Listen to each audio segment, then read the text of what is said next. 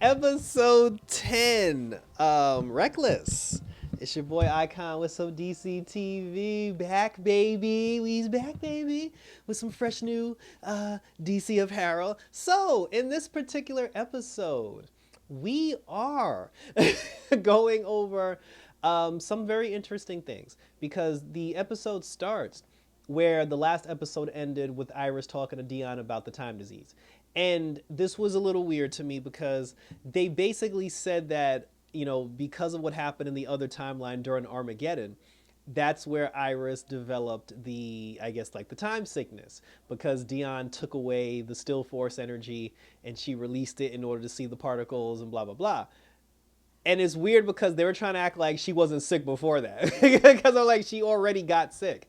She was already sick, which is why he had to put the still force in her. So I'm confused as to when she got ill. That's all I'm saying. Plus they had like 3 episodes where Barry was talking to her from the bedroom and she was nowhere to be seen, and then she just magically popped up out of nowhere and she was like, "Oh, Dion had me in the still force." Like I honestly need to go back because I feel like I missed something. Like I legitimately feel like I missed something here. But anyway, so he tells her, he's like, he was treating her still force, her time situation, like it was a disease or something. But he was like, it's a sickness. He's like, it's coming from you. Everything's coming from you. He's like, you're the reason why like all this is happening. And he said, I got to look further, deeper into this. But he said that your energy, like you're the one that's affecting time around you. But he's like, it's gonna take some time until I can figure that out. Sit your behind down and let me do what I gotta do. And and I'm gonna holler back. So then she was talking to Barry about it, and then Barry was just like, "Yeah, sit your behind down." And then she was just like, "No, but I still have to help that girl find her mom." And then Barry was like, "All right," but he was just like, "Yo, if you need me, holler at your boy. I gotta go help some Team Flash business." You know what I'm saying? So Barry goes back. He goes back to Star Labs. He goes back to Central City, and then Iris and Sue Dearborn, they continue the search to help that other girl find her mom.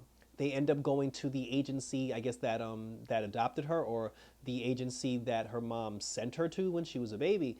And when Iris and Sue tried to get the information, the woman was just like, "Oh," she said that I don't have. She's like, "You don't have the necessary clearance, in order to look up those files," because they said that the files were actually restricted. That somebody specifically had requested that nobody be able to look at those files. But because Sue Dearborn got all the money, because she got all the money, and there's still no mention of Ralph. But because Sue Dearborn got all the money, she called her uncle, who was actually like on the chairman of the board, for the adoption agency. And then, he told the lady, he was like, he'll give my niece anything that she desires. So she gave her the information. And then, Iris, like she was there, with them tight jeans on, and she was like, she was touching the desk because she was in the room and all this other stuff. The woman that was working at the adoption agency, she gave him the information, and then the 3 of them left. The woman went to go get a cup of coffee or to get a drink of water, and when she came back into the office room, every single thing in the room was gone.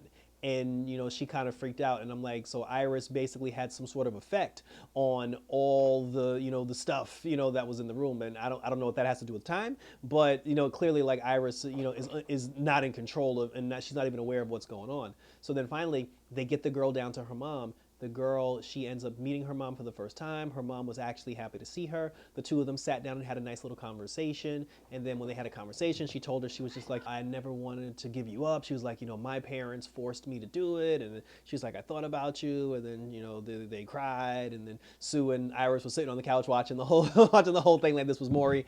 And, then while they were talking, Iris started like wigging out. Like she started getting like this weird like headache or whatever. The girl's mom went over to Iris to see if she was okay. She touched Iris, and then when she touched Iris, the mom disappeared. And then the daughter was like, "What did you do to my mom?" And then she was like, "I don't know what's happening to me." And then Sudhir Bhan was just like, "I ain't touching you." So now Iris is going through like this whole thing. I'm interested, like, I want to see the explanation for this because, like I said, I was under the impression that she got sick before Armageddon, but apparently they're saying she got sick during Armageddon. So I just need some answers, and we will see how this storyline progresses moving forward. So we're still over here chasing the Blackfire, and the Blackfire, it made its way through Central City, like it killed a few people, but now for some reason it's after Killer Frost. It goes after Frost. Frost, well, she didn't fight it off, but it burnt her arm, and then she went to Star Labs, and then she told Barry. Her and Barry talked about it, and then he was just like, "Listen, I don't know why the fire's coming after you," but he's like, "We're Team Flash. We'll protect you, and we'll see what we can do." Frost, who honestly needs a first name, her, like, because they said like the whole thing was about like their family calling, being like the sister and calling her a mom, I'm your mom and you're my daughter and you're my sister, blah blah blah. The whole thing was about family. They even brought up Icicle. But if that's the whole thing, and if Frost is their family, if that's her sister, if that's the daughter, she needs a better name than Frost Snow. Like the girl needs an actual name. We need to give this girl an actual name. But anyway, so they came up with some more bullshit. They said Katie was somewhere in the French Alps skiing, and I was just like, oh god. But but she went to, Frost went to go see her and Caitlyn's mom, and she asked the mom if she could help her come up with a trap to stop this black fire cloud. So then the mom, she agreed, and then they came up with this whole thing. They told Barry about it. Barry was like, hell no. And then Frost went and talked to him, and she was like, first of all, she was like, Iris is time sick, and you left her alone in like the next town over, with nothing to do. And then he was just like, yeah, but I told Iris to stay put and stay low. And she was like, do you really think Iris is doing that right now? So she said, and you know that, what I'm saying? It's like, damn well she's not just sitting in her hotel room eating grapes. So why is it okay for you to give Iris an opportunity to be out there not knowing what she's dealing with, but I can't put myself, in danger to stop this black fire cloud? Because again, Frost wanted to serve herself up as bait. So then Barry, he agreed to let her do it.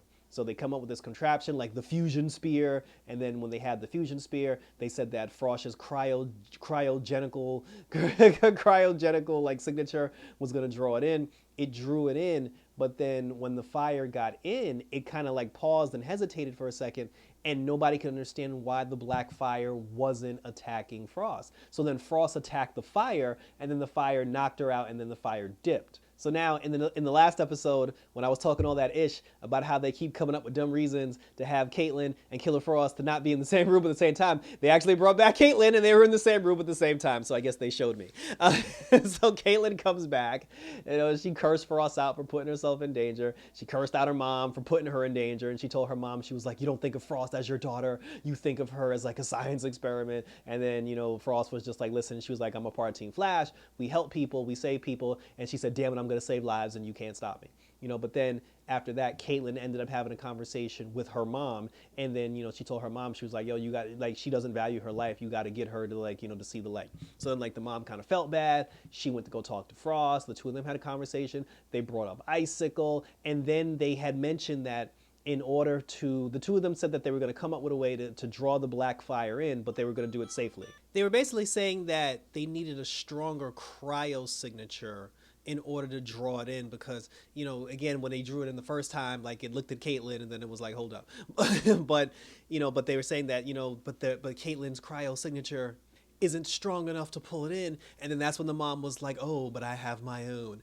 And when she had brought up the episode where her and the family fought Icicle, and at the end of the episode they tested their mom's like DNA, and she was just like, oh, if it turns blue then you're a meta. And then it didn't turn blue, everybody left the room, and then it turned blue, like, once everybody left the room. I forgot all about that. I legit forgot all about that. So it was nice to see Caitlyn's mom back, and it was nice of them to go back to that whole thing, because I'm gonna be real with y'all, they could have went through the whole episode with the mom, never brought it up, and I honestly would have forgotten. So because of that, they decided now they're just like, oh, we'll both do it to make it safer for everybody, so this way nobody gets hurt. So they plug both of them up to the machine, and then when they plug both of them up to the machine, then that's when the black fire, fire, smoke fire shows up, and then they end up trapping it into the spear, but the fire was resisting. It was fighting back, but because the two of them were using their metahuman abilities to draw it in, and he was resisting going into the cryosphere, they were kind of putting a strain on themselves, especially for the mom, because the mom is not used to being a meta, so she doesn't really know how to control her power like that. And then Frost ended up, breaking the whole thing where the fire got away, and then she basically saved her mom, moved her mom out of the way, because Caitlyn had even said that the mom was going into cardiac arrest. So Frost basically, she deaded the mission in order to save her mom. And then after that, then her and her mom had a nice talk, and then she told Frost, she was like, you're my daughter, and I love you, and everything. And then they were talking to Katie, and all three of them were having a nice conversation. And Team Flash agreed that they were just going to try to come up with a new way to try to stop this black fire. So now here's where things got a little interesting. So then Caitlyn was home. She even said that she had to go call her boyfriend. So Caitlyn was home. And then while she was home, the black smoke fire came back into her house. And this time he said it actually spoke. And then he was just like, oh, the world is different, Katie. We're different, or something like that. And then they cut back to the scene from season 1 in the pilot where Ronnie sacrificed himself, and he said that to Caitlin before he sacrificed himself in the particle accelerator. So now, and then that's when Caitlin was like, oh shit, Ronnie? And then when she said that, I said from the beginning, I wish I was doing TV reviews back then. When Dr. Stein and Ronnie were Firestorm, and they went up into the black hole, and they separated into the black hole in order to close the black hole. Martin Stein fell and they caught him, and then he was okay, and we never saw Ronnie again. And everybody just assumed Ronnie was dead. And I was saying from the beginning, if you have a vortex that opened a portal to Earth 1 and Earth 2, and Firestorm separates itself, and Martin Stein falls and ends up on Earth 1, why did no one on Team Flash for the last 8 years assume Ronnie ended up on Earth 2? That never came up in conversation. Like, ever. And I've said back then he wasn't dead. But then, but I guess what they're doing now is maybe they're going to say that he was a part of, like, the cloud or whatever. Or so they're going to come up with some medical mumbo jumbo. But basically, Ronnie coming back, y'all. And I should have known that was going to happen, too, because they were making it a point, even in the Armageddon crossover, they were making a point to overly talk about Caitlin moving on with her life and having a boyfriend and having a new life and blah, blah, blah, and forgetting the past and all. Like, she talked about it so much, like, it should have hit me. I should have been like, your Ronnie must, because they did the same thing on Young Justice, where Artemis and Kid Flash, they were together. Kid Flash, he died. And then, like, in season 4, Artemis moves on with her life. She gets a boyfriend. She becomes a teacher. She has her own place. She's doing all this cool stuff. I said to my brother, I was like, yo, watch Wally come back now that she got somebody else. So, and it's the same thing with Caitlin. The whole point of Caitlin having a boyfriend is so they can have an uncomfortable breakup when Ronnie comes back into the picture. And I am happy to see Ronnie come back. He better not be Firestorm, because that's Jack's job.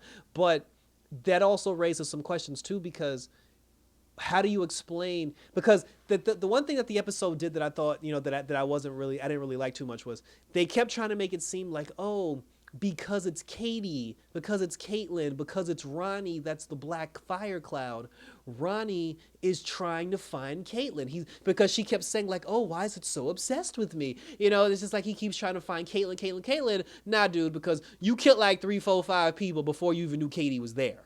And I just want to know what the connection was to why he killed all those other people. And even, like, is he the only person in that cloud of smoke? Is there somebody in there? Because that needs to be addressed. But like I said, we barely scratched the surface. So I'm looking forward to it. And I thank you for tuning in. Leave your questions, comments, and concerns down below. Let me know what you think about this particular episode of The Flash. Like, what do you think about the potential of Ronnie coming back and what that means for Caitlin? When is Allegra and Chester gonna get together? Because that's a slow burn, no pun intended. And even the whole thing with Iris, where like Iris is making people disappear apparently. And like, share your thoughts of where we go from here. Hit me up on Twitter and Instagram, as always on YouTube. I got my I was about to use the D word again. We got the Moon Knight video coming soon, and then I also got that Young Justice. So thanks for tuning in, guys. So until next week, in The Flash, I'll see you again. I'll be back in The Flash, and about this